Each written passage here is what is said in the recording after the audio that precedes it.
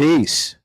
What blue blood program has the most recent big game cred to bring another gunslinging blue blood to its knees? In college football, that is. You must be talking about the mighty Wolverines. Let's talk some college football on Big House Breakdown. Here we go.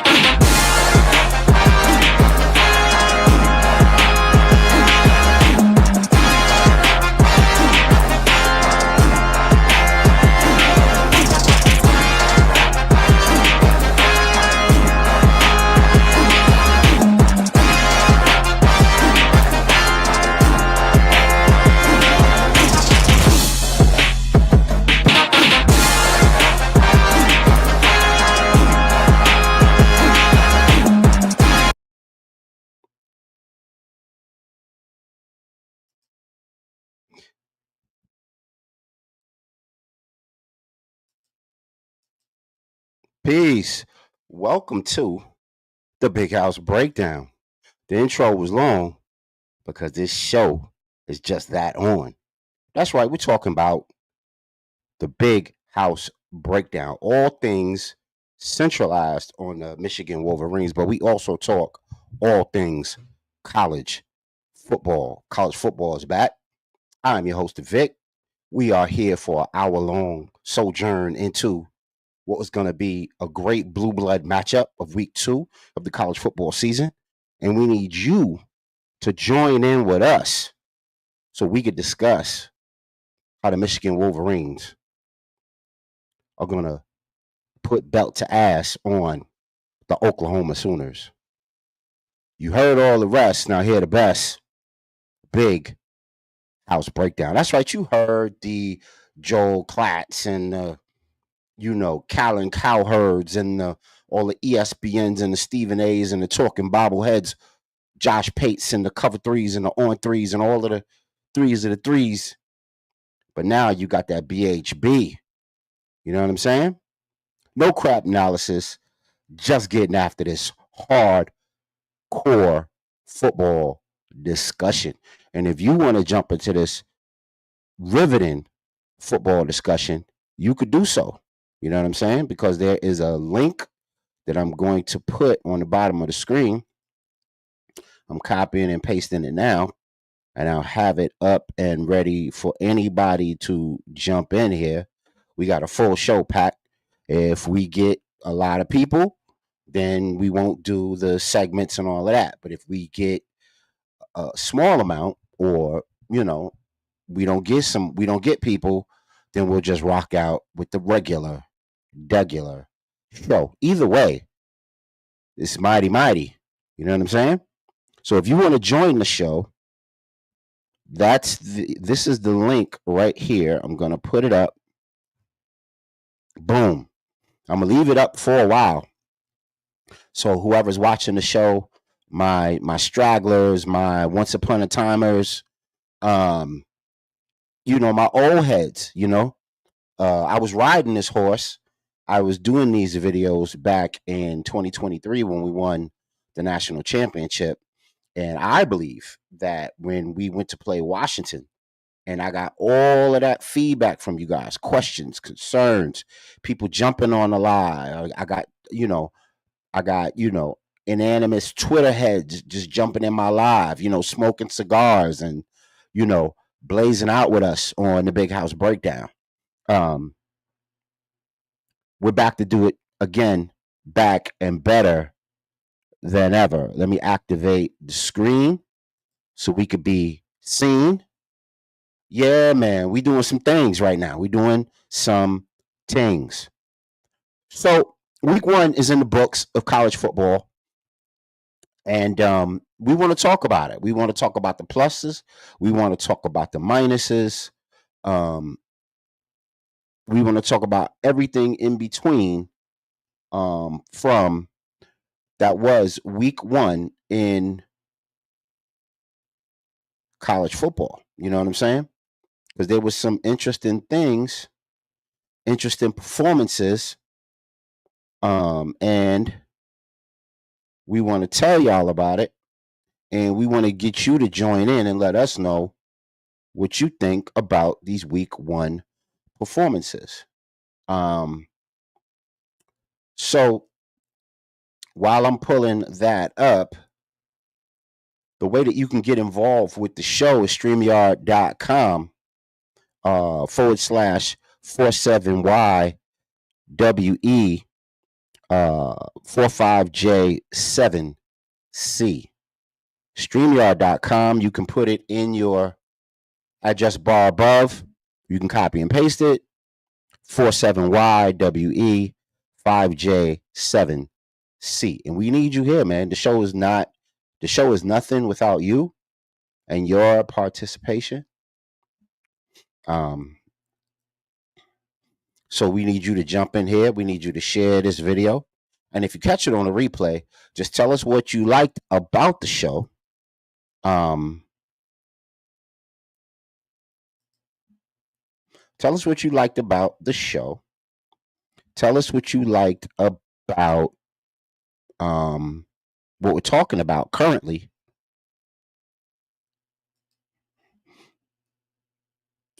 And we will rock out with you and answer your comments, your concerns, your everything, because we're here for you.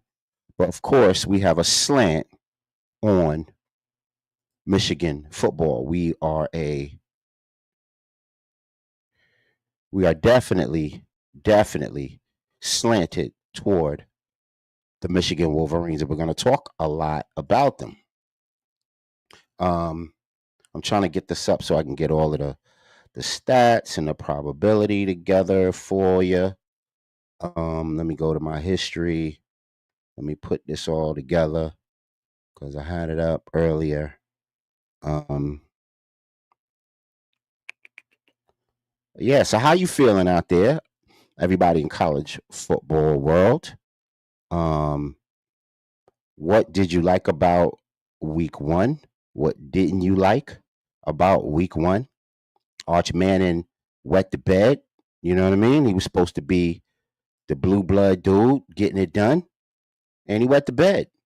And he gave, Zero State a lot to talk about. Gave him a lot of bragging points. I'm not going to take the win away from him, because I played college ball. I played college ball for 4 years and played for 20 years in total college football. I had a cup of coffee at the elite level. And also I coached for 2 decades, put 2 sons in Division I football and many players in Division I football and basketball. So I got some cred here. I believe I know what I'm talking about, and I just love this sport. So college football, outstanding performances week 1, 2025. Here we go. Braxton Woodson from Navy. 180 yards on the ground, 2 touches, 74 yards and 64 yards. Led Navy's ground attack, got it done there. John Mateer, who we're going to talk about later, 30 for 37, 392 yards, 3 touchdowns, 1 interception, 24 yards rushing, 1 rushing touchdown. Set a record for most passing yards in his Oklahoma debut. So that's why a lot of people are, Bati riding on Mateer. Tommy Castellanos, Florida State, 152 yards passing, 78 yards rushing, 1 touchdown. Led Florida State to an upset over the mighty Bama. Carson Beck, 20 of 31, 205 yards, 2 touches, led Miami to a spanking of Notre Dame in the opening game. Justice Haynes of the Michigan Wolverines, 159 yards on the ground, 3 touches, career high rushing performance in his debut versus New Mexico. Daniel Dennis Sutton, 2 forced fumbles, 1 sack, playing for Penn State. Penn State led a strong defense effort against Nevada, forcing a couple of turnovers. Julian Sayin, 13 of 20 for 126 yards and a tutty. You know what? Why are we even reading that? That's not impressive. Led Ohio State to a victory over Texas. Arch Manning was the real story of that game and his incontinence. Devin Dampier, 206 passing yards, 2 tutties, 87 rushing yards, 1 rushing touchdown. Led Utah's offense. Cam Ross, 7 receptions, 124 yards, 1 tutty, 100-yard kickoff return touchdown. Accounted for the ACC's best all-purpose yards in a game. Evan Simon, QB of Temple, 19 of 25, 200 yards, 6 tutties. Temple had his first road win since 2021. Tied a school record with the 6 touchdown passes. Jalen Schuler, South Florida, 14 tackles, 1 tackle for a loss, 1 pass breakup, 1 fumble recovery. Jerron Sagabutele. Yeah, bobbleheads. Yeah, talking bobbleheads. Get that right. Jerron Sagabutele, right? Cal, 20 of 30, 234 yards, 3 touchdowns. Cal's first true freshman to start the season opener since Jared Goff. Dylan Longerin, 20 of 36, 268, 4 touches. Helped Boston College out. Darian Mensah, 27 of 34 for 389 yards and 3 touchdowns.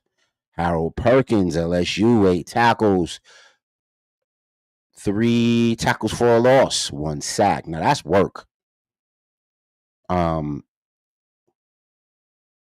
Spearheaded LSU defeat of the mighty Clemson. Alex Afari Jr., Kentucky, 13 tackles. That's what I'm talking about. Now that's work. 2 tackles for a loss, 1 sack, 1 hurry. That man was busy, getting busy for Kentucky. We'll see how they do against Mizzou this week. Raylan Wilson of Georgia, 7 tackles, 2 tackles for a loss, 3 quarterback pressures, 2 hurries.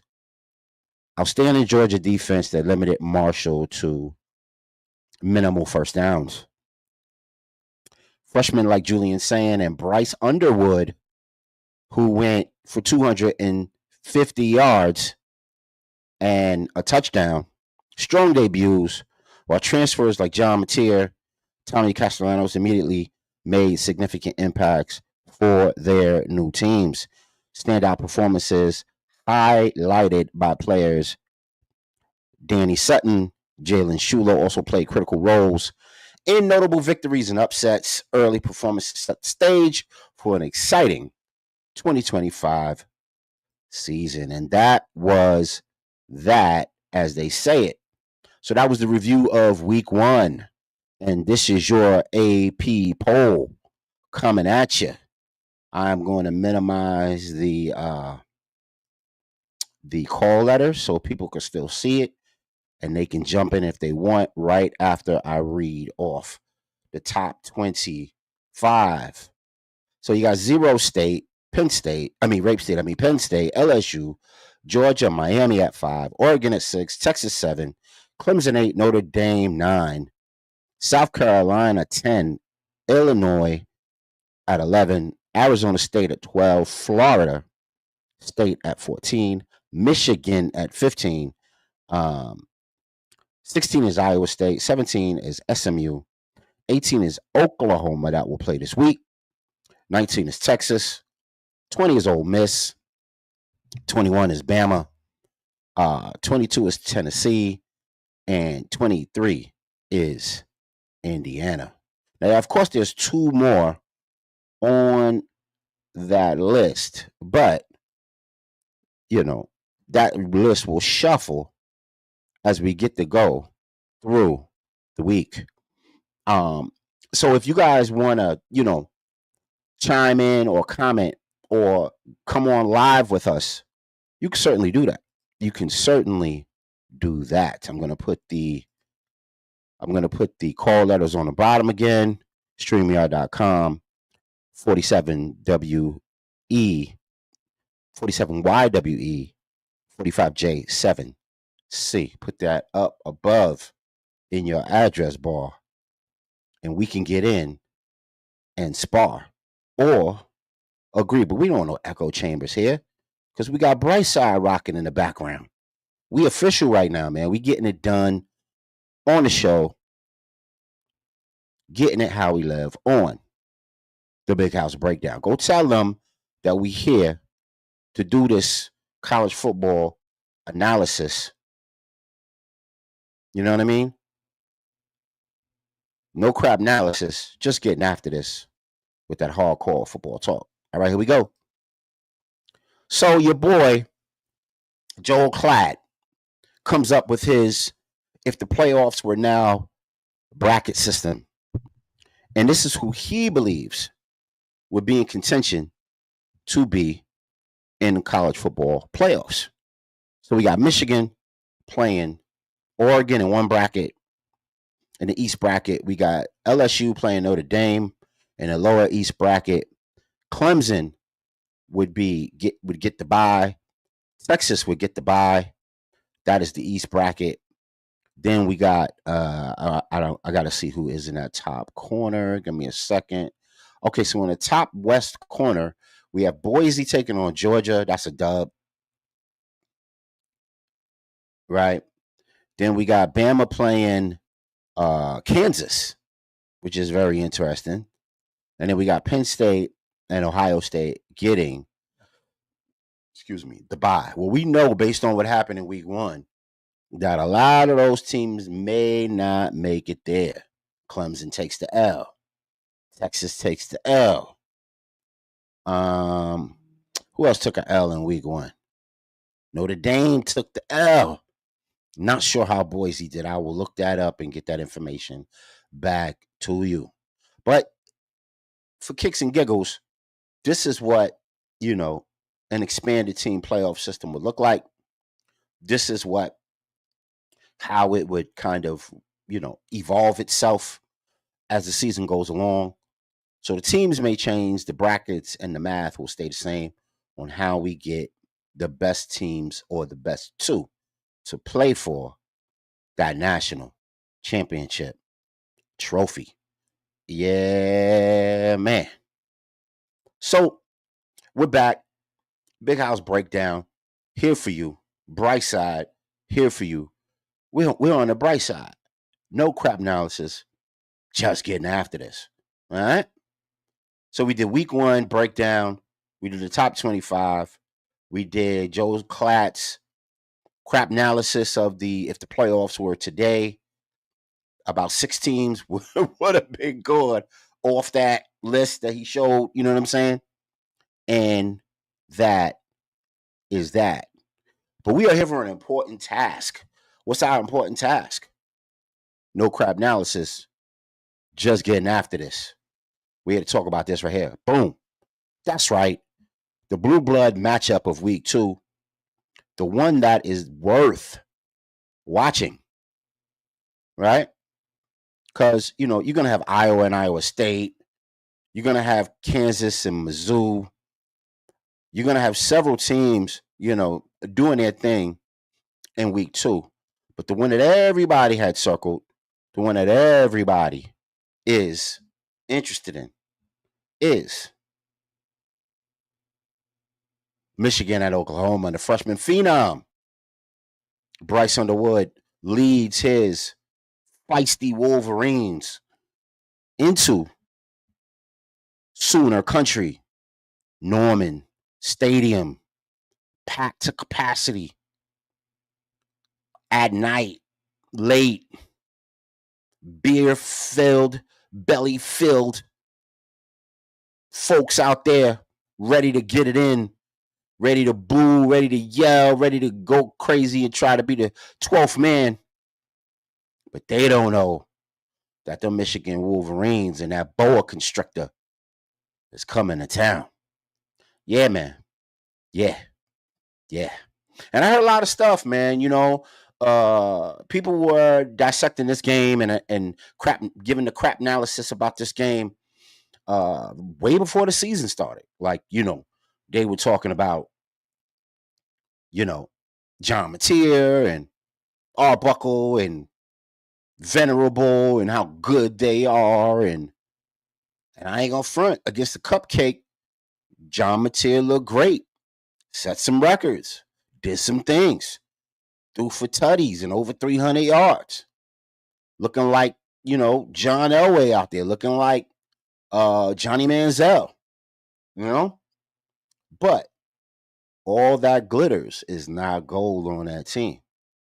So even though that team looked invincible versus a cupcake, when they play a true blue blood that has a penchant for taking down the giant, for taking down the gun slinging, fast paced offense, SEC school like Oklahoma, you got to be talking about the Michigan Wolverines. What am I talking about? Last year, with no offense, we beat Oklahoma. We beat USC. We beat Northwestern. We beat Ohio State. We beat Bama. I apologize if I said Ohio State twice. We took down some juggernauts. And we lost some games we shouldn't have.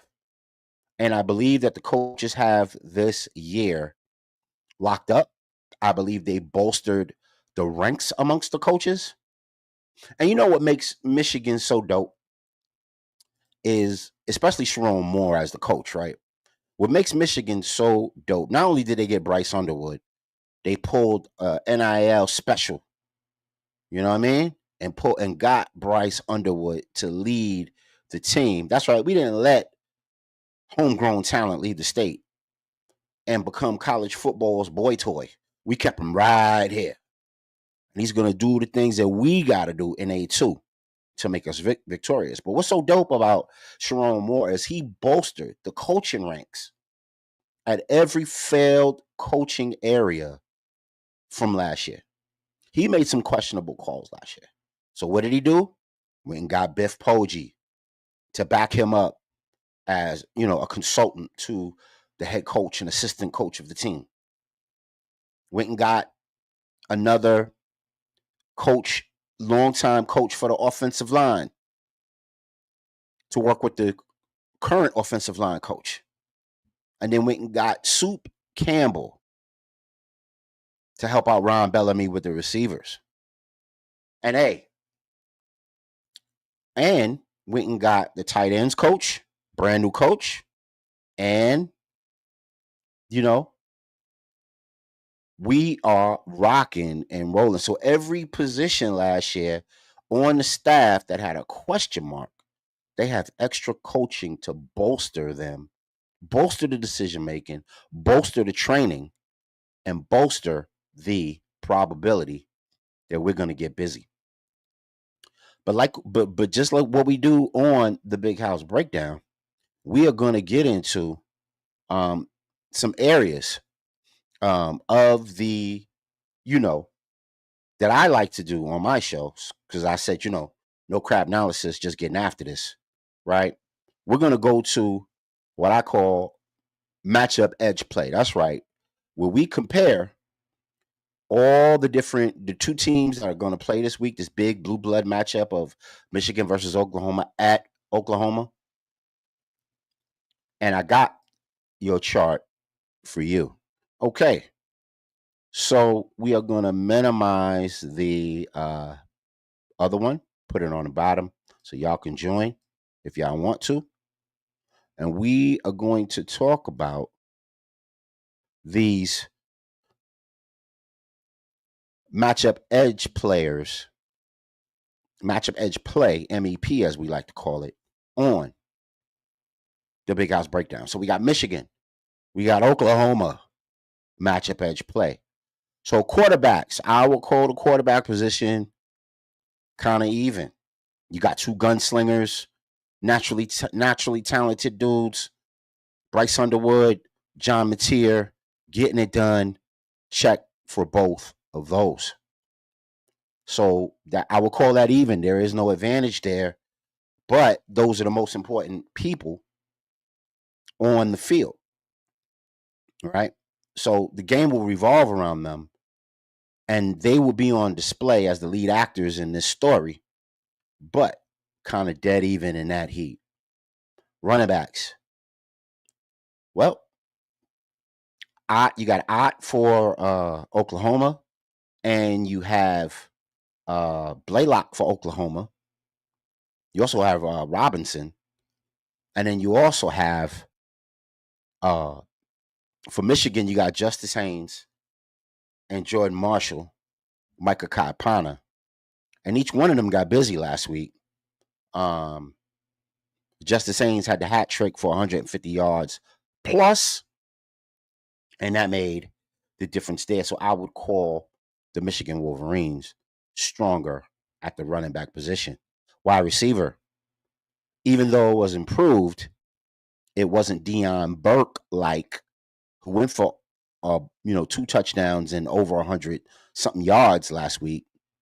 And Satania basically showed himself to be the Wayne Chrebet, Russ Welker of this Oklahoma Sooner program. So right now, without further proof, we're going to give that edge to, we're going to give the wide receiver edge to Oklahoma. Tight ends, we're going to give that edge to Michigan. I only saw a couple of catches from Oklahoma's tight ends last week after reviewing the film on the All 22. And a difference maker with, a lot of yards last week and a touchdown was Marlon Klein for the Wolverines. And then Max Bredesen was out there, knocking sense into people. So, man, I'm going to give the edge in the tight end room to Michigan. Now, O-line. O-line. Man. Now, Oklahoma played a cupcake in Illinois State, so they got away with a lot of things, and even on their offensive line. And after watching the All 22, and I'm going to get into this a little later, oh, man, the O-line errors were vast and plentiful, whereas I felt like Michigan's O-line settled down. They gave Bryce clean pockets. They opened up holes for Justice Haynes. We didn't control the clock, but we were very balanced in what was requested of us by Chip Lindsey on the O-line. We got to get better tackle play. But for the most part, the offensive line got it done. Defensive line, this is where the blue blood matters. This is where the blue chip ratio will show itself out. You know what I mean? Oklahoma has a lot of studs on that defensive line. Many, many players that Brett Venerables can just rub his hands together like an evil villain and call on to do some good things defensively. And they played fast and furious last week. And they kept their backers and DBs clean so that they could play fast and furious as well. Mason Thomas is a problem on their D-line. He's featured on their D-line. Our D-line, depth. Our D-line featuring Derek Moore, TJ Guy, with Barham coming off the edge from time to time. Rajon Benny rushing the passer. We are a problem. up front. And if it wasn't for some little screwy trick plays in the works, I believe that we would have done the damn thing with our defensive line. And so they're both strong. They're both going to be featured. They're both going to give defensive character to the game. So I give them both a strength check, and that's going to be rendered even. Now, linebackers, I gave the edge to Michigan, even though Oklahoma's linebackers play fast and furious. And I'll tell you why later. I don't give them the strength edge. You saw what Jay-Sean Baum did for Michigan, and Ernest the Hammer Houseman were all over the place, making it happen for the Michigan Wolverine defense. And I gave them the check. DBs, according to Pro Football Focus, they graded out kind of similar. DBs for Oklahoma and Michigan graded out very similar. So we give them a dead even. The game, though, looked like Oklahoma's DBs were moving very fast and fluid, very fast and furious, whereas Michigan DBs were very technically sound. Outside of Hill giving up that touchdown in the end zone, not much we can say went wrong because they had 3 interceptions, and defense collectively had 3 sacks, 3 interceptions. Special teams didn't like it. Too much fumbles on our end. We have to have better ball control. We have to keep it high and tight. But our kicking game is on. And from watching the tape for Oklahoma, Oklahoma has some kick returners. I know it won't be the same against Michigan like it was against Illinois State. So we'll see if those, kick return yards manufacture themselves that way. But I made that even as well. So special teams are even. DBs are even. Michigan has the edge in the linebacker room. D-line even. Michigan gets the O-line edge. Michigan gets the tight end edge. Oklahoma gets the wide receiver edge. Michigan gets the running back edge. And as for the gunslingers, they will be featured, but they don't give either team a flat-out edge in that. Hey, man, so that is our matchup edge players for you on the Big House Breakdown. We're going to go to the eye in the sky. And the eye in the sky is basically the health, character, and what your team actually looks like with eyes on them. The arrows represent whether your team might be kind of trending downward or trending upward, depending on, what's going to happen with them. And the lifeline basically means, your team is steady. Your offense is steady. Now, why did I say that about Oklahoma? Oklahoma is trending up on offense because of their game last week, threw for over 300 yards. But boy, oh boy, the eye in the sky don't lie. And when I watch that all 22 of Oklahoma, you got missed assignments on that offensive line.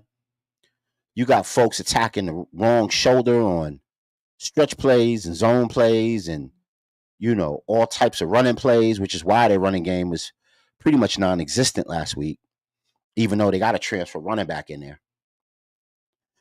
But because of John Mateer's performance, offense is trending up.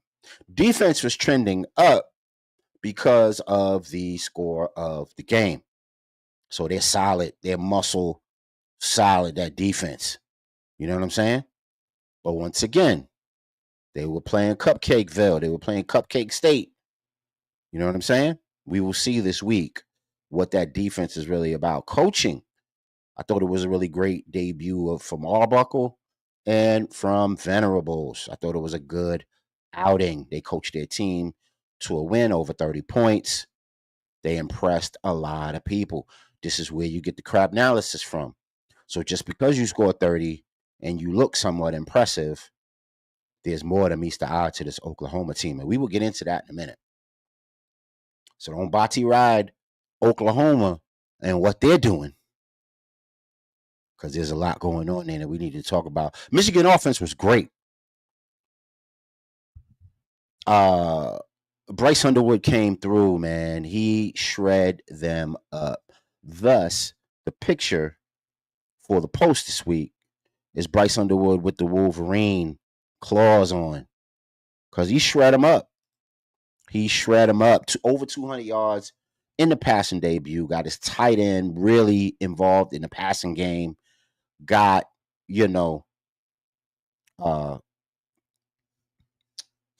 Samaj Morgan going, who needed a boost from last year. Got Shannon Goodwin going with that 3rd and 14 dart that he threw. And I really don't think the stage is going to be too big for Michigan offense this week. And then, of course, the hat trick by Justice Haynes, one half of Law and Order with Jordan Marshall. I had to bite your phrase a little bit, Johnny. Don't be mad. Don't be mad.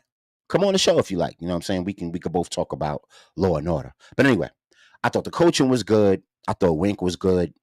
I thought Wink was trying a lot of things on defense. He was really postulating, getting as many people in as possible, putting them in really interesting situations, which is why we came away with 3 sacks and 3 interceptions. Michigan showed the talent there. So that was the eye in the sky, because the eye in the sky don't lie. You know what I mean? That tape, it would tell you the health of a team, the character of a team. And like we said in the opener, what blue blood has enough cred to take down the gunslinging blue blood? That is Michigan. So we're continuing on. Let's go to the game inside the game. So this week, right, the game inside the game is going to feature Michigan on offense. What they have to do is this ball constrictor time. Boa constrictor time. That's right. They got to control the clock and keep that fast offense off the field. But they have to do it with motion so that they nullify the fast and furious nature of the Oklahoma defense. And Bryce should get his legs involved in this game through those, through the read option. You know what I mean? And design runs and scrambles if the holes are open while in passing situations. Because he's good. He's that good. He's that capable and fast. And no turnovers. That's what TOs are. No turnovers. So that means for the first half, we got to put 2 running touchdowns on the boards and control the clock in both quarters. We got to make Oklahoma antsy that they won't be able to come back, score the points necessary to match up well and win the game versus Michigan. Defense has to stop the running game and make Oklahoma one-dimensional. And then this is what we pay you for, Wink. This is what we pay you for, bro. We pay you to design schemes to force John Mateer and his cowboy style of throwing that football off platform, not stepping into his throws, relying on his arm too much, not using his fundamentals as a quarterback. You got to make him pay for that. And as far as coaching goes, we have to settle the team, settle the quarterback in a hostile environment, and play to the 4th quarter. This game may resemble that USC game where it came down to the final drive. And as for Oklahoma, Oklahoma has to get an early air raid lead. That's right, early air raid lead. They got to do it. They got to get an early lead passing the football. And hopefully their running backs could give them some balance. I don't know what that offensive line is doing, but, they need to manufacture something in the running game to give that offense some balance and not become one-dimensional. Or Wink is going to tell them boys, pin your ears back, take the safety off, and shoot them out of, you know, shoot a shot with those defensive schemes to get John Mateer rattled. So the defense has to stop the running game because you don't want to play Michigan and do like New Mexico did last week and give up 150 on the ground. If they give up 150 or more on the ground to Michigan, boy, oh boy, that's going to look like we're going to control that clock. So anyway, and also Oklahoma has to use their defensive speed to stop a young man who's destined to pass that ball and do great things in Bryce Underwood. Also, coaching has to settle his QB, so he's not running around doing cowboy stuff with the ball and putting it in harm's way. And their team has to play us to the fourth quarter. Fourth quarter. That's right. They have to play Michigan to the end of the game. Now, and that would be the game inside the game. So once again, if you want to join us, the call letters are below in the ticker. If you like what we do and you want to donate or you want to give or you want to, even be a studio panelist, come on through, join the Big House Breakdown and what we do. You can reach me at vic7@gmx.com, vic7@gmx.com, or you can look out for the posts that pop up and then hit the keyword, hit the call letters and come on up and I'll let you up and we could talk that cash ish. We could talk that cash ish about what's going on. Yeah, man. Because we're almost done with this week's episode. We're almost done. So we did the matchup edge players. We did Eye in the Sky, talking about the health, vitality, and character of the team so far. And we did the game inside the game. What each team has to do to win. Now, I'm going to give my Fuego on fire hot takes about this week playing Oklahoma. Okay. So I'm a Michigan fan. So I got Michigan winning this game. 27 to 27-16. I think Oklahoma scores. I don't think they score more than once. I think the rest are field goals. But I think this is how Michigan does it. And here's my Fuego takes, my insights, the way I'm looking at the game. Michigan must pressure and force Mateer into cowboy turnovers. Because he likes to throw on the run. He likes to throw off one foot. He likes to have poor football mechanics. He likes to have poor quarterback mechanics. He likes to throw that ball into, he thinks he could put it anywhere. And he really doesn't have the resume of wins behind him. And you playing the Big Ten and SEC now, son. You're going to have to be a lot more responsible with that football. And Wink Martindale has to scheme it up so that man feels pressure coming from all over the place. And he feels like he has to make some cowboy-like maneuvers to win the game. So the next thing that has to happen is Oklahoma's O-line will struggle against Michigan's D-line. Now, why do I say that? Because there's a bunch of freshmen on that team. And we still have some remnants from our championship squad still in our defensive line room, like Rajon Benny and Derek Moore. TJ Guy's coming on like a rocket. You know what I'm saying? Jayshon Barham is targeting folks, although that was a BS call. Ernest Hausman is looking great. And if we could just get our secondary to be solid, Michigan is going to own Oklahoma's offensive line. They're playing too many young kids. And I understand they're trying to get some people back this week. They're trying to get some. They're trying to mix and match, and that's even bad because if they put a starter in there that hadn't played yet this year, they're gonna be rusty to a degree. And with Wink Martindale's stunts and schemes on the line, we will take advantage of that. And, you know, it'll just be way too overwhelming for that young offensive line. That's something that we specialize as a Michigan team. If a team that we're playing has a problem with their offensive line, we're going to find it and exploit it.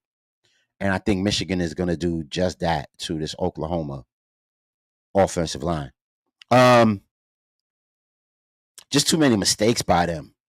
You know, they're attacking the wrong shoulder on certain run plays.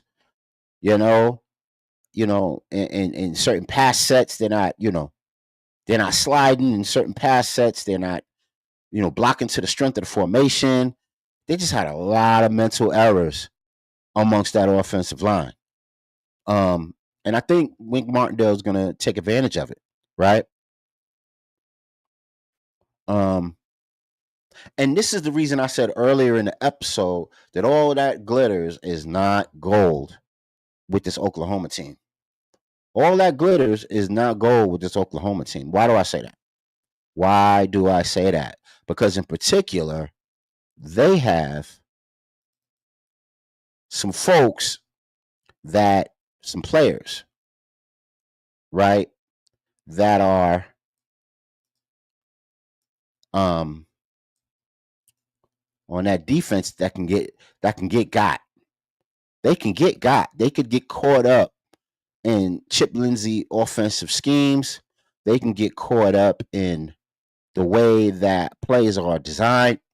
Bryce Underwood is getting that ball out of there in 2.7 seconds, so that's going to pretty much nullify a lot of the rush that we're going to be seeing. And it's going to be, I'm trying to find my notes about the game this week so I can tell you about these dudes who are not so good on this team. Let's see. Give me a second, family. Let me look this up. Okay, here we go. Found it. So you got Kobe McKenzie, who's the middle linebacker, right? Kobe McKenzie, the Oklahoma middle linebacker. This is his first time as a full-time starter. Now, he's seen some play before. He's gotten in some spot duty. But this is his first full season as a middle linebacker for Oklahoma Sooners. And you could scheme him to get washed out of a lot of offensive plays and be really ineffective. And that bodes well for our running game. You know what I'm saying? And also, you got Kendall Daniels, who's at their linebacker cheetah position. And I believe he could be had in by way of covering slot receivers. So their cheetah position is like this hybrid position that, is a combination of blitzer, rusher, tackler, kind of a do-it-all 3-4 utility type of player. But he's 245 pounds. He's gonna be a mismatch for Samaj.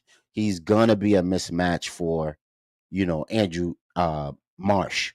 He's gonna be a mismatch for some of our speedier, more efficient receivers. Courtney Gilroy and Jacoby Johnson Jr. They got to battle that corner. And Courtney Gilroy is a freshman. Courtney Gilroy is giving Jacoby Johnson Jr. that work. And they're basically battling out for that left cornerback spot. And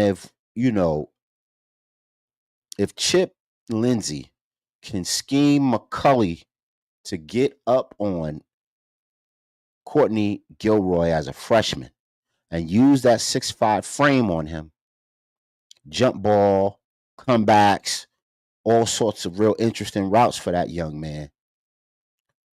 Donovan McCulley could have him 100-yard day against him and give, Bryce a really nice target. So there you go. Courtney Gilroy, Jacoby Johnson Jr. battling out at corner. And the word is that Courtney Gilroy may get the nod. So that just means we got to give him a welcome freshman to college football type of game.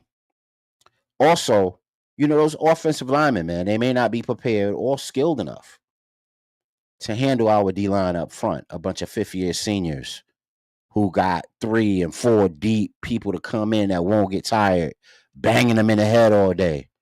And then, of course, we have our championship defensive ends that are going to get after it, right? And then lastly, John Mateer, man, for all the hype, all the ESPN hype, all the Fox hype, all the talking heads, all the Crapnalysis that's been given about this dude, he has very poor quarterback mechanics. Very talented arm against a cupcake team, but very poor football mechanics. Relies on his arm and his legs to bail him out of bad football, to bail him out of bad situational football. Man, that's why I said all that glitters ain't gold about this team, Oklahoma. Are they a blue blood? Yes. Should they be taken seriously? Absolutely. Like my man Godspeed says, absolutely. Absolutely. Right? But we ain't got to fear them. They got weakness on their offensive line. Their running game is poor. They got linebackers who are just starting. They might start a freshman at a corner.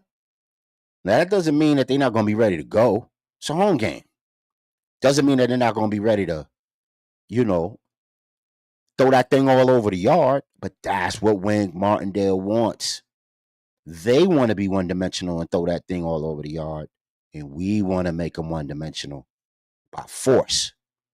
Not to mention, we got Jayshon Barham in the second half, who's going to come in like Rambo. He's going to want to really take a head off this time. He's going to really want to take a head off this time. And I think in the second half, he's going to provide a lot of pressure against Oklahoma and for the Michigan Wolverines. He might even have 2 or 3 sacks before this is over. I'll give him 2. So my prediction again is 27-16. Michigan beats Oklahoma because they control the clock. They pressure Mateer into bad turnovers. And the Michigan Wolverines go on the road in a hostile environment in Norman, Oklahoma, and get it done. And they will be, Bryce Underwood has another solid game. Maybe 2 touchdowns, maybe 3, because we should be playing ball control. We should be featuring Jordan Marshall a lot more if we need that 3 yards in a cloud of dust. And we should be, doing counter, doing duo, doing all our zone schemes, trapping schemes, read schemes to get our running backs on the edges, get them in the creases, and let them do what they do best, which is control the clock and be dynamic for the Michigan Wolverines and set the law and the score for the season by beating Oklahoma 27-16. I think it's going to be a touchdown. And I think the rest are going to be field goals because Oklahoma is going to want to keep pace scoring-wise with Michigan. And Michigan is going to control clock and keep Oklahoma and John Mateer off the field, which will make John Mateer anxious. He'll come in looking to do some cowboy-ish and do just that. Throw some TOs, maybe even put that ball on the ground. Jayshon Barham's getting back in the second half. It might go crack. And that game is going to be really, really fun to watch. Let's make them one-dimensional, y'all. Let's beat them Oklahoma Sooners. They want to throw the ball. We want them to throw the ball so we can unleash them dogs. You know what I'm saying? So, That's about it for our show this week. We'll be back on early Sunday with a no crapnalysis. Just getting after this post game show about what happened, good or bad, on Saturday night. Man, mad that I gotta wait all day. Mad I gotta share my projector room, projector with the wifey. You know what I mean? But I'm gonna have that TV for Saturday night to watch this game.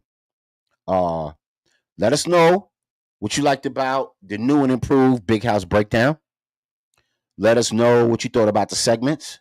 Is it too much? Is it too little? Is the intro too long or too strong?